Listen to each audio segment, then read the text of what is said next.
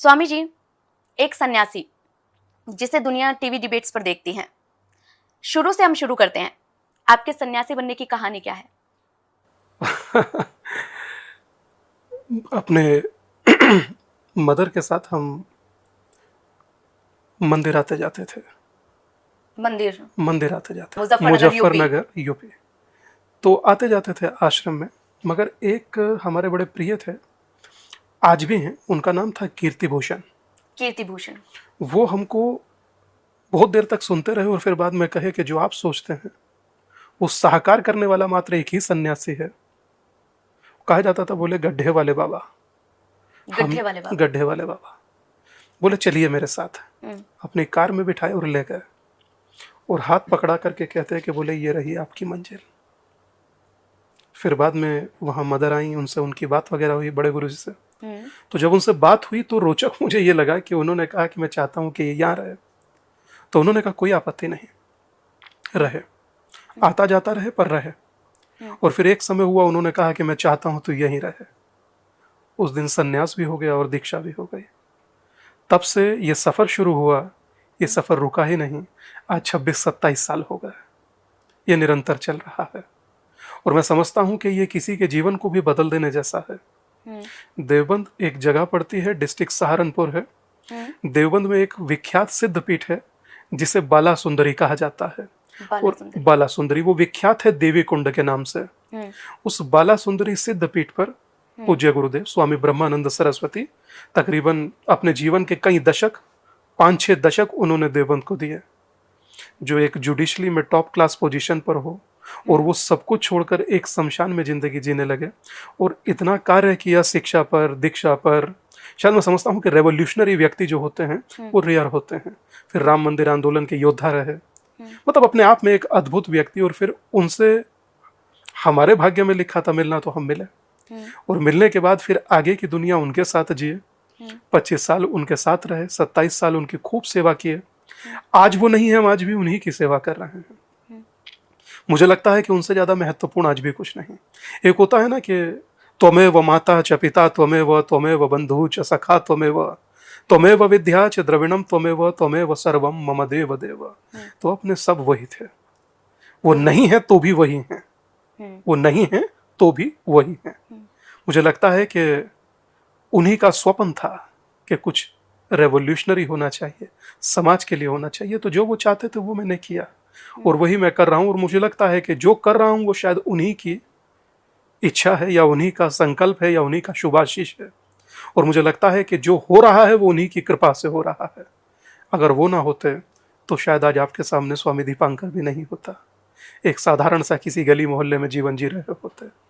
मगर आज हैं तो भारत को जोड़ने का जो मौका मिला वो शायद इतना हर किसी को नहीं नियति चुनते, नियति ने चुना। मुझे लगता है कि आप कहते हैं कि मैं चाहता हूं कि मुझे इष्ट कोई मिले जिसकी मैं पूजा करूं, मगर वो मुझसे कहते थे कि आप इष्ट को नहीं ढूंढते बल्कि इष्ट आपको चुनता है। तो इष्ट ने चुना, उन्होंने चुना, मेरे लिए तो इष्ट भी वही हैं। जो उन्होंने चुना आज उसी का ही एक कहते हैं ना कि एक बेटर वर्जन आपके सामने बैठा है, जो काम कर रहा है, विचार कर रहा है और कैसे अपने को आहूत कर कर समाज को सेवा किया जा सकता है या राष्ट्र निर्माण में कोई गिलहरी योगदान दिया जा सकता है, वो चल रहा है। सब कृपा उन्हीं की है, गुरुजी की, आपके। बिल्कुल।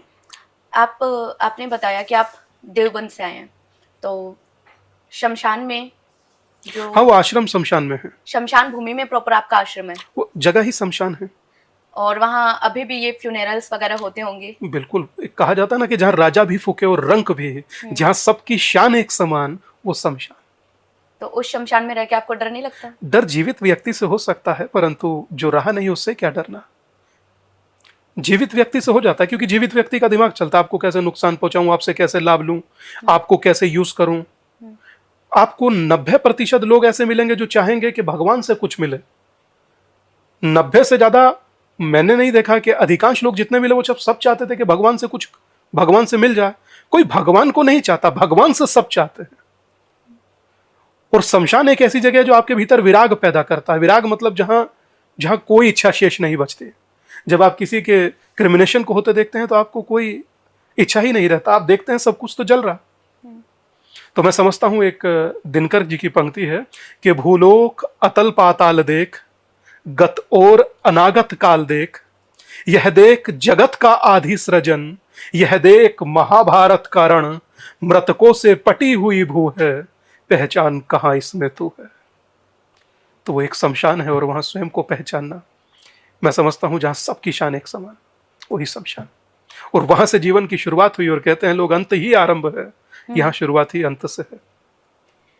आप मैंने देखा है लोगों को मणिकर्णिका घाट जाते हुए और चिताओं को वो देखते हैं जलते हुए, और स्पेशली जाते हैं ये देखने के लिए कि अंत जो है वो क्या है और सत्य जो है वो क्या है, जीवन का सत्य क्या है।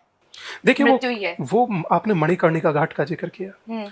मणिकर्णिका घाट एकदम विपरीत चीज है। वो एक ऐसा शमशान है जो कभी शांति नहीं होता। और साथ में महाकाल बैठे हैं। जो खत्म हुई वो माया थी, जो रह जाती है वो माया होती है, जो छूट गई वो माया थी, जो खत्म हुई वो काया थी, और मोह मिथ्या उच्चाट यही है, मणिकर्णिका घाट यही है। तो वो सब चीजों के उच्चाट को समाप्त कर देता है, वो मणिकर्णिका घाट है। जो महादेव के सानिध्य में बसा है वो मणिकर्णिका घाट है, जहां काशी काशी सन्यासी है और जहां सन्यासी सन्यासी काशी है। काशी वो जहां काश है, जहां विश्वास है, काश नहीं है। कहते काश ऐसा होता, वहां विश्वास है, काश नहीं है। वहां जितना लोग मिलेंगे आपको वो सारे शिव के परिवार के लोग हैं। वो अपने को वो नहीं मानते कि वो एक भक्त और वाला रिश्ता होता है ना, भगवान वाला। वहां रिश्ता भक्त और भगवान वाले से ज्यादा है कि हमारे परिवार के बड़े ना हैं। चलते चलते पानी फेंक दिए, क्या करें, नहीं आने दे रहा, इतना भीड़ है, ये पकड़िए फिर कर लीजिए जो करना। वो अलग जगह है काशी, अर्थात ज्ञानवापी। ज्ञानवापी काशी का जिक्र हो ज्ञानवापी का नहीं। जैसे पूरे शरीर का केंद्र नाभि है, वैसे ही काशी में ज्ञानवापी है। मतलब ज्ञान का वो कूप जिससे मैं समझता हूं कि देवता भी सीखते होंगे, मनुष्य तो छोड़िए। लेकिन अब तो उसमें विवाद है। देखिए विवाद यहाँ किस चीज पर नहीं है। अगर कुछ बोलूं तो मेरे बोलने पर विवाद है, कुछ अच्छा पहन लूं तो पहनने पर विवाद है, कुछ ना पहनूं तो ना पहनने पर विवाद है।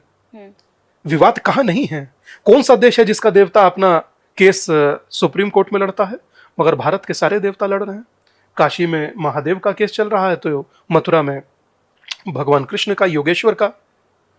तकलीफ होता है ना कि जिस देश का आराध्य 100 करोड़ लोगों का आराध्य और केस चल रहा। करिए गूगल, आपके दर्शक देख रहे हैं, करें गूगल, बताएं जरा कौन से देश का आराध्य अपना केस लड़ता है। और साधु संत अगर कुछ महंगा पहन ले तो उस पे भी ट्रोलिंग होती है शायद। आप जो कहना चाह रही हैं मैं उस पर एक ही शब्द कहूंगा, उसने जो किया है आप उससे उसका आकलन कीजिए, उसके पहनने से नहीं। उसने किया क्या है समाज के लिए, आप वो आकलन कीजिए ना।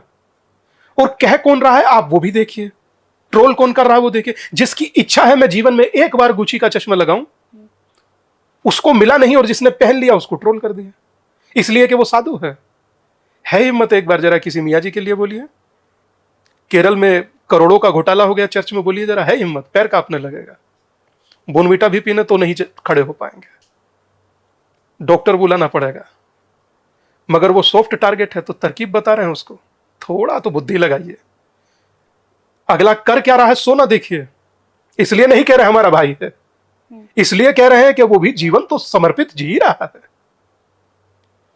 जो किया है उससे उसका आकलन कीजिए, पहनने से नहीं, मेटेरियलिस्टिक चीज से आकलन करेंगे। मैं समझता हूं इसकी जरूरत नहीं। जो कहना है टू द पॉइंट ही कहते हैं हम, कभी बात को भटकाते नहीं, कभी भटकाया नहीं, कभी इच्छा भी नहीं हुई। सीधा होता है, टू द पॉइंट कहें, टू द पॉइंट सुने। और लगा कि इस तरीके की चीजें हो रही हैं तो ये 2 शब्द बोल दिए।